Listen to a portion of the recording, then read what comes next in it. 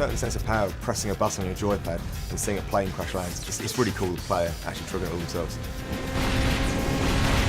The power plays are these big animation moments with a lot of physics interaction. The way the player gets to remotely trigger these power plays is by overtaking other cars, drifting, jumping, all kinds of stuff like that.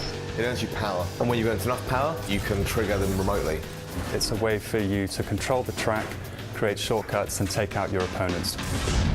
So if the car in front of you has an icon above them, that signifies they're being targeted in a power play zone. And if you press your power play button then, something in the environment will get triggered.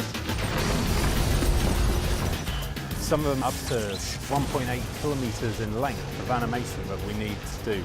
Synchronised with that, we need all the audio and the VFX and the changes in the post-processing of the game to give that emotional experience. You've got things like, cars that actually have explosives primed underneath them and get blown across the track, gas stations that can blow up, monorail trains that you can derail with explosions, all the way up to bringing down giant structures like control towers. The whole screen can become absolutely full of explosions and smoke and dust and wreckage. As the player drives up to the power play, you kind of want that player to kind of flinch, getting that emotion from the screen. So we spend a lot of time and effort choreographing the power plays and all the effects. The environments are really rigged to blow. It's not just one big explosion, there's lots of little things. The guys are really working on a system where if you actually slowed the game down, you'd kind of see a story of all the effects.